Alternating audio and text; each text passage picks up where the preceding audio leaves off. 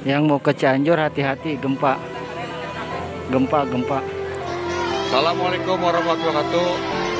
Terjadi gempa di Desa Gasol, tepatnya di Kampung Munjul. Keadaan korban bergelimpangan.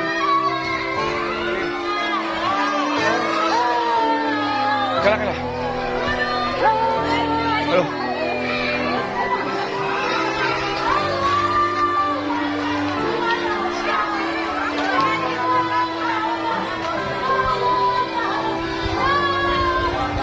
Kalah pula. Allah. Ayo ambulan. Gempa, akibat gempa yang ada di lokasi Desa Gasol, rumah Bapak Denny ambruk.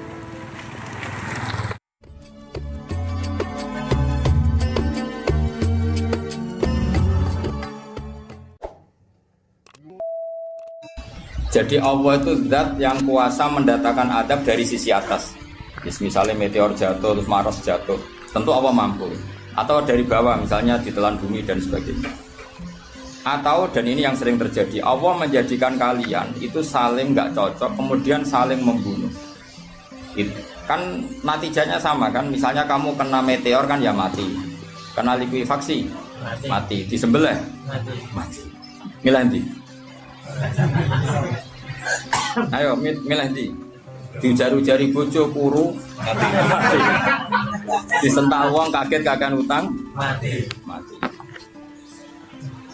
Rasa dicontohno. Sampai pidato kecelakaan rape sensitif. Nah ini penting. Ayat ini pernah saya baca satu hari setelah gempa Jogja. Setelah gempa Jogja itu satu hari saya nilai ke sana. Itu bahwa memang Allah selalu mengingatkan potensi.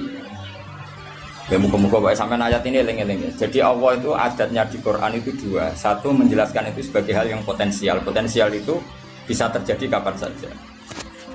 Ada yang diceritakan Allah itu secara faktual, yaitu rahmat. Rahmat itu kan selalu terjadi kapan saja. Maka itu diredaksikan Allah bisihotil jasmi, dengan sifat kepastian kayak warahmati wasiat kulas. Itu pasti terjadi dan terus terjadi. Tapi kalau azab itu Allah menceritakan itu hanya potensi azab. Meskipun kadang-kadang benar-benar diwujudkan. Ya benar-benar pernah ada yang ngitung misalnya tsunami yang dahsyat itu hanya per 200 tahun. Gempa Jogja paling dahsyat itu pernah dihitung secara teori geologi itu hanya per 70 tahun. Artinya kalau azab itu ada siklusnya yang ekstrim loh ya. Tapi kalau rahmat kapan saja dan di mana saja. Maka pola-pola di Quran, kalau sampean mengkaji Quran, itu kalau rahmat itu mesti redaksinya itu bisihotil jasmi, dengan sifat kepastian. Rahmatku pasti terjadi. Kata barabbukum ala nafsi rahmah, bahkan Tuhanmu memastikan dirinya pelaku rahmat, dirinya pelaku pemberi rahmat, dan Allah mewajibkan pada dirinya sendiri. Tapi kalau Allah menceritakan adab itu hanya redaksi saya mampu memberi adab, tapi tidak harus melakukan. Jadi mampu kan tidak harus melakukan, tapi tetap potensi melakukan. Itu jenis qadir apa? Maka di surat Tabarok misalnya caranya Allah ngendikan gimana coba? Misalnya qul ara'aitum, diulang-ulang. Misalnya diulang aja semurut saja, misalnya apa? Wa asirru qawlakum wa innahu alimun bi dzati sudur ala ya'lamu khalaqa wa walladzi ja'ala samsuna. Amintum man fis sama ayakhsifa bikumul ardo fa idza hiya tamur. Sebagian ayat qul ara'aitakum dan sebagainya. Kadang kan kul aro'aitakum in atakum adzabuhu kul aro'aitum in atakum. Itu kan kira-kira maknanya gini. Coba sekali-kali kamu berpikir setiap saat kamu itu kena adab. Lalu maknanya adab itu apa? Adab bagi seorang mubaligh misalnya tahu-tahu kena kasus perempuan kan yang langsung jatuh misalnya. Karena itu ya siksa kan terus nggak laku. Atau salah omong lala terus jadi dibully kan. Apalagi atau salah undangan. Ada mubaligh datang di undangan HTI kan langsung NU gak mau ngundang misalnya. Salah undangan macam-macam tuh. Tapi wong keramat itu bebas hambatan. Lala rapi ini keramat itu jauh keramat. Nah ini rumah tenan ya. Kalau pastikan dan saya bertanggung jawab nanti ketemu pangeran ya. Nak rahmat itu mesti sihotul jasmi, apa sihot pasti. Memang ini bahasa ilmu hadis sighatul jasmi. Tapi kalau tentang adab itu Allah hanya ngendikan potensi. Potensi itu memang Allah mampu melakukan itu, mampu, cuma tetap diredaksikan potensi, bisa ya, bisa tidak. Makanya Allah ngeredaksino aamin tuman fis sama. Kenapa kamu leha-leha di bumi? Sementara orang yang di langit bisa saja membuat bumi ini tamur. Tamu itu melumer, kira-kira likuifaksi. Setiap saat bumi yang kita injek ini bisa likuifaksi, terus kita ditelan. Atau ya sebetulnya bumi baik-baik saja, tapi ada angin bandang. Fayursila alaikum qasifam minar rih fayurikakum bima kafartum. Kayak tsunami kan gitu, angin bekerja sama dengan gempa, terus sudah kamu di darat tapi fayurikakum bima kafartum. Makanya ahli gempa Jogja itu sama saya itu kagumnya bukan main. Karena tadi ketika tanya saya, Pak Bah, masalah gempa itu gimana? Saya jawab tadi, sebenarnya Quran itu pernah gambarkan orang itu tenggelam di darat. Itu tadi fayursila alaikum qasifam minarri fayuhrikakum bima kafartum. Tinggal Allah melibatkan angin. Angin kan mengirimkan gelombang, kamu di darat kayak kasus di Aceh tapi tetap apa? Tenggelam. Jadi justru tenggelam itu bayangan Quran yang berupa adab itu fayuhrikakum bima kafartum. Kamu tenggelam. Ya tentu kita ngomong potensinya saja. Kowe ora usah sok suci dengan kata bima kafartum, itu urusane pangeran. Iki nuduh ngacak kafir dhewe.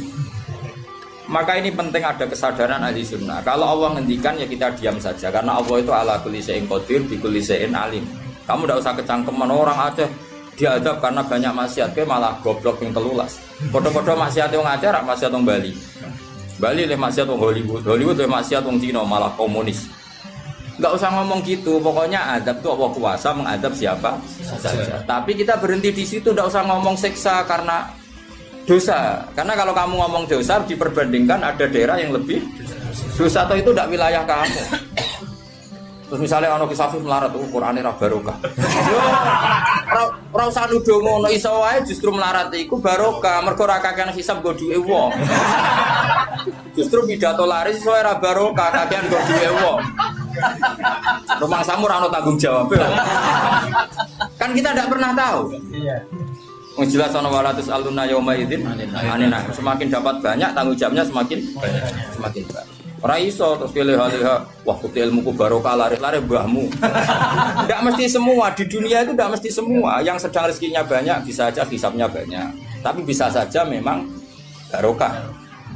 Ini bodoh yang melarat wis iki. Tapi sing ra di rezeki iso wae azab, iso wae ngringakno hisab. Kita kan enggak pernah tahu. Nak wali mesti ngringakno hisab. Tapi nak wali pancen ya aki-aki adab. Umume wa may takila ala makhraja wong ora tau untuk makhrajan niku wis perlu dicurigai no. Saulang lagi ya. Maka baca Quran di akhir zaman itu separuh tidak apa-apa. Ya sudah, Allah itu mampu yuhrikokum. Tapi untuk orang lain tidak usah kamu tuduh bima kafartum. Karena yang kamu tuduh itu orang Islam. Tidak perlu kamu bilang tsunami aja karena orangnya dosa. Kowe itu sopo? Kok ngerti tulisan Allah Mahfud itu kalau karena ya sudah, roh kita tenggelam itu saja yang kita ngerti iyanan. Tapi rasa ngerti sebab. Ibarat gini, ujuk-ujuk misalnya bojone itu minggat. Orang mengamati, kurang opo, padahal semua balik terkenal. Ya kurang ganteng misalnya, kan enggak pernah tahu.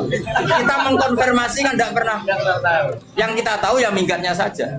Setelah itu sudah kita tidak perlu. Misalnya Aceh ada tsunami, ya sudah tsunaminya saja. Kira usah nerusno bima kafartum, itu wilayahnya Allah.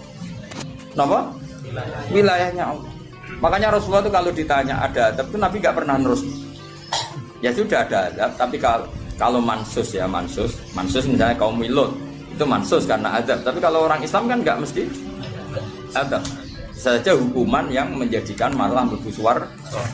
Kalau sama nggak percaya gini, dan saya menjamin pasti saya benar dalam hal ini karena saya berdasar hadis sahih.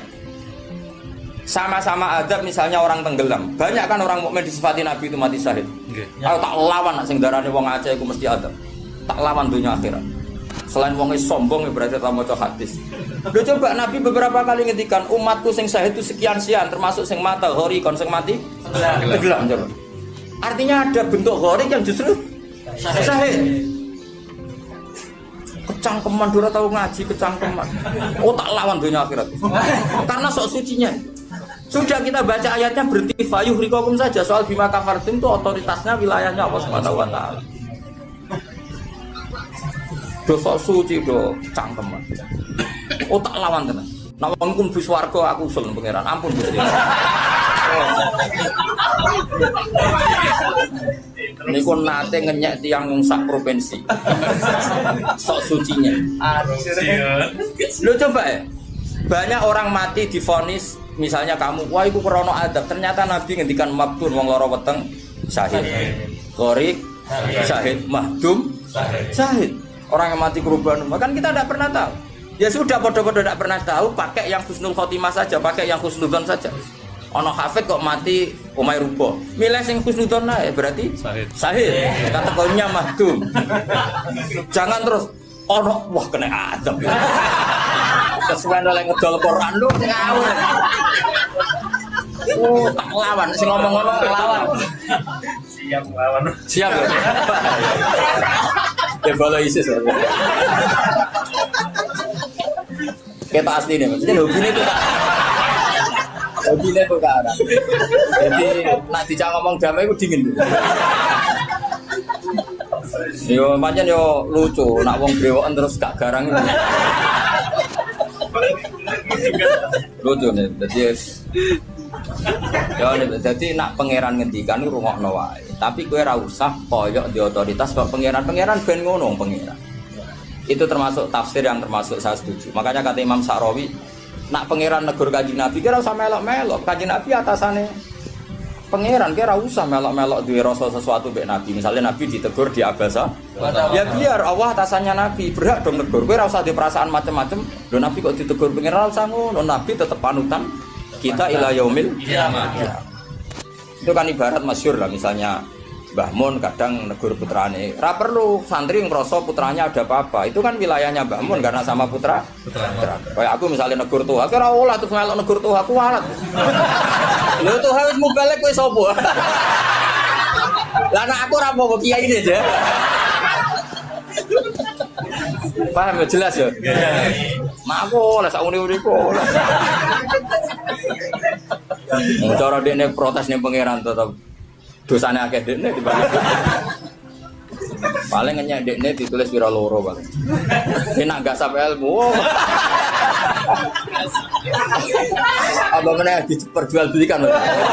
Bagus. Tuntas kok ngadepi aku sama biasa. Saya ulang lagi, ini penting saya utarakan. Jadi Allah saja yang Tuhan ngendikan itu potensi. Saya pastikan lah. Kita semua kenal Allah yang warahmati wasiat. Nabi berkali-kali ngendikan inna rahmati sabaqat ghadab. Sebagian riwayat bukan sabaqat, ghalabat. Setiap rahmatku pasti mengalahkan adabku. Artinya gini, kalau ada potensi adab, ya kita milih itu bentuk rahmat saja dulu, karena itu yang mesti menang. Jadi paribasane aku roh munib, mati kecepet omahe paribasane. Utawa mati tiba ning WC. Misal aku tetep darani syahid. Kategorine mahdum. Ojo kok aku mati ning WC. Mungkin dia nutupi kewaliane tapi Eba-ebane mati ning apa? Eba-ebane mati ning WC. Enggak apa-apa. Karena menduga rahmat itu lebih gampang karena Allah jelas ngendikan ning hadis Qudsi inna rahmati ghalabat ghadabi. Berarti gamane pola semua itu lebih baik kamu tafsirkan sebagai rahmat. Nah, kecuali ada sharihul ayat yang mengatakan itu adab, tapi mana ada sekarang udah ada nabi. Misalnya kaum Lut kan Allah jelas-jelas ngendikan itu karena adab, ya sudah kita ikut mengatakan adab. Tapi kalau yang orang Aceh, orang mana-mana kan tidak ada ayatnya. Jelas ya? Iya. Mulane sing apik itu ngaji sing tenanan. Loh kalau kaum Lut kan binasillah misalnya hijarah kada wa kada terus Allah ngendikan karena adab. Ya sudah kita ikut tentang kaumnya Nabi Lut. Tapi sekarang Yunus Sewu misalnya ada orang punya penyakit homoseks, kemudian dia kena adab. Ya sudah itu sanksinya Allah. Bisa saja adab ini kalau dia mukmin kafarah betul. Memang ya adab tapi oleh Allah dihitung kafarah dan itu hadis sahih. Tidak ada seorang mukmin yang punya dosa kecuali nanti dia kena masalah, nanti kena ri atau kesandung dari Nabi dan itu nanti jadi kafarahnya. Dan misalnya ikut Safif ya persimaan mulai kesandung berganti ceblok.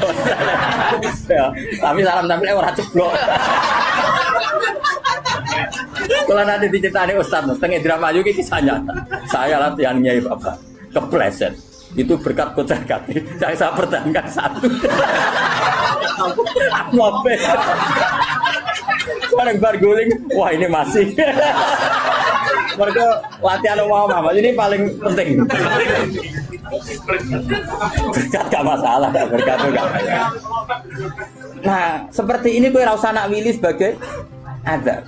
Karena Nabi jelas ngendikan orang wong mukmin sing kena eri bahkan kesandung kecuali jadi kafar. Jadi saya pastikan fayuhriqakum bima kafartum itu untuk konteks orang mukmin kamu baca separuh saja sudah Allah itu mampu menenggelamkan kalian. Tapi khusus orang mukmin khitabnya jangan bima kafartum kan kita ada kafir.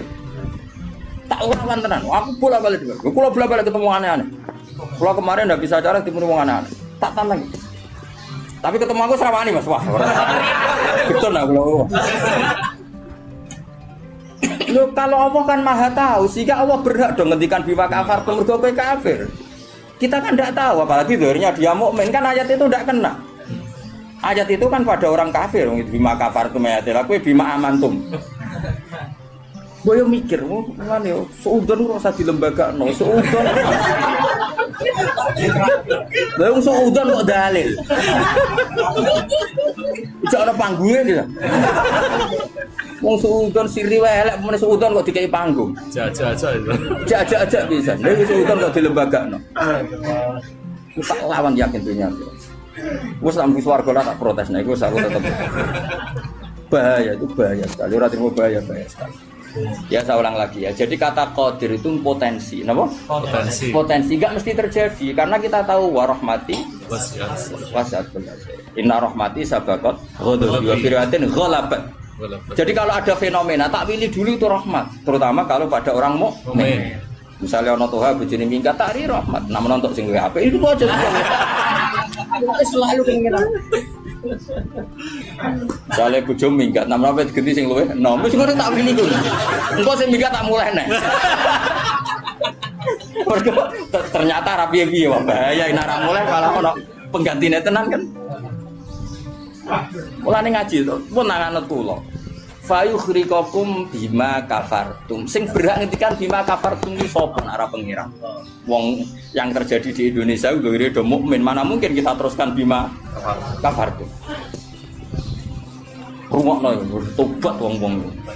Awas ya dunya tak elang. Amain Nabi anut Sayyidina Ali. Jadi Sayyidina Ali, aku sok ben ketemu pangeran pertama, nglapurno wong sing masalah mbak.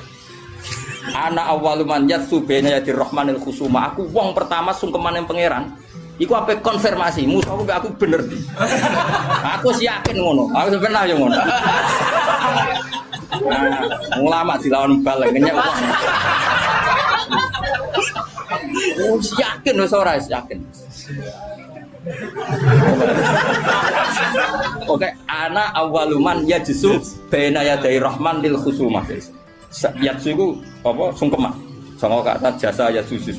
Aku wong pertama pas ketemu pangeran sungkeman mengkonfirmasi itu tolong Gusti putuskan saya atau mereka yang benar.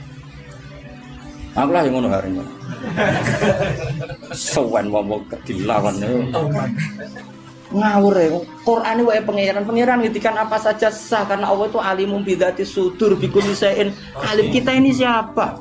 Kita kan enggak tahu detailnya orang-orang mukmin. Enggak usah kamu vonis itu azab.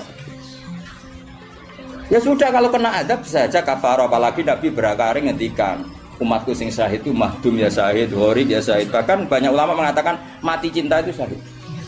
Asal gak zina, gak SMS-an lho yo. Ngempet seneng ape SMS-an wedi dosa. Ape delok wedi terus mati ku syahid ya. Yakin. Tapi nek men delok gambare SMS-an terus bareng kalah saingan mati. Wah.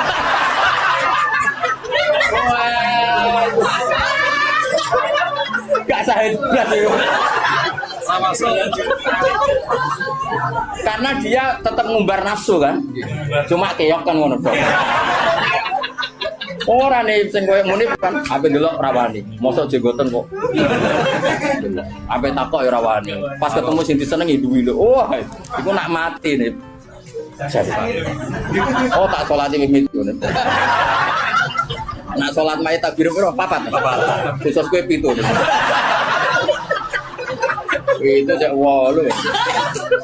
Loh, jangan kira tuh gak sah loh. Salat mayit ditakbiri piro wae? Sah. Masyhur nek ngene fikih, tapi rasa galiran nanya. Yo aku ahli fikih rasa mbok debat kan banyak mengatakan Allah Akbar itu zikir sehingga jumlahnya tidak perlu dibatasi. Cuma saiki wis milih papat ae. Papat ya umumnya. Aku nganti lali jumlahnya. Cuma nak soben suatu saat nak muni mati saya aku pirang jadi pitu. Itu. Istimewa. Istimewa tapi sesat nih itu. Ya jadi jelas ya, saya mohon sekali. Jadi kayak gempa Jogja, gempa mana-mana kayak usah kecangkeman itu darani ada. Karena itu nggak ada kepastian. Mau potensi ya, kalau potensi ada ya potensi loh ya. Tapi kita tahu yang mesti terjadi hubungan kita dengan Allah adalah kita mendapatkan rahmatnya titik. Mergo jelas wa rahmati wasiat. Jelas kepastian kita hubungan dengan Allah itu dapat rahmatnya, bukan dapat adabnya. Itu yang pasti. Meskipun sekali-kali ada. Tapi kan jelas Allah ngendikan rahmati sabaqat ghadabi wa biriwatin ghalabat ghadabi itu hadis qudsi. Jadi Quran yo jelas, hadis qudsi ini jelas. Dan saya termasuk kiai yang waras. Baru kayak waras itu gampang husnudzon. Ngomong